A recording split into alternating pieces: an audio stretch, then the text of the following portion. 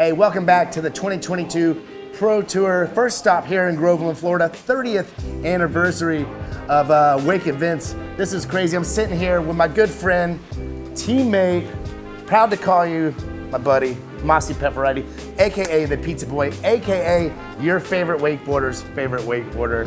Welcome to the set, dude. What do you think? Thank you, man. Thanks for having me, man. I'm super stoked to be here.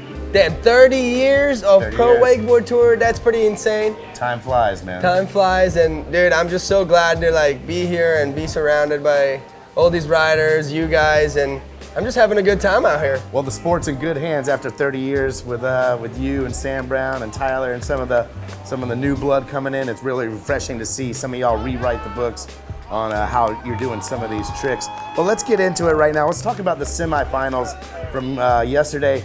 I think I remembering semifinals can be even more pressure than the finals. Once you make the finals, you can swing for the fence. But the hard part is to get to the finals. How much more pressure is the semis than any other round? Exactly. Well, the semifinals is probably the toughest round out of all of them, just because you're just so close to make it in the cut where you got to send and get the job done. And so usually semifinals is definitely Seems like a lot more strategy. Yeah. You don't know how hard to go, how easy to go. So it seems like finding that line of looking at your heat and kind of guess how hard your heat's going to be.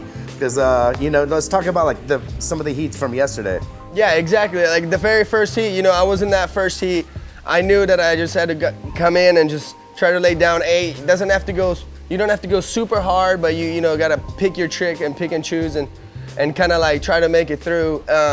Unfortunately, I went down on the second pass. I had a good run going, but we have guys like Gunther, Sam Brown, Nick Rappa, and looking at Corey. A heat like that, there's not a lot of room. It's pretty much a finals caliber kind of run. You really got to squeeze the throttle, so to say, looking at a run when you got like Gunther, Sam, Massi, you, Thomas, and that was one of the easier heats. Let's talk about the second heat. Yeah, that was bonkers. The second heat was crazy. The boys went wild, and Finn came into the dock. I was like, oh my God, I can't believe I just did that run, and it ended up having the best run of his life, and still wasn't able to make it through. And you're like, why is that? Because the judges are really focused on make sure you're grabbing your board, you do your trick with style, you get enough air. Some of these riders ride with like a little bit of a shorter rope, and the intensity it's lower than some of the other riders, and that counts.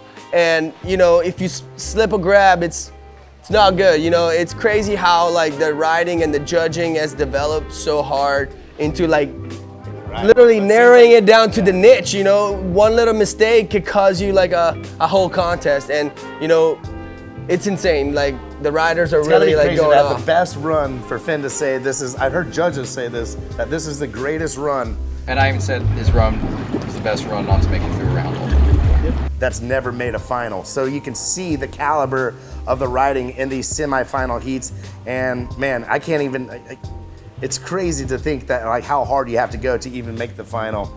And but sometimes you got to go for broke. Even if you fall, you got to swing for the fence. Exactly. And well, that's that. We got the finals coming up right now, and let's get right into it. Thanks, Massi, for coming by. We'll always have you back, baby. Dude, I'm looking forward to see the finals. The boys are gonna send it, and thank you guys for having me. It was a good time chatting with you, Pibbs.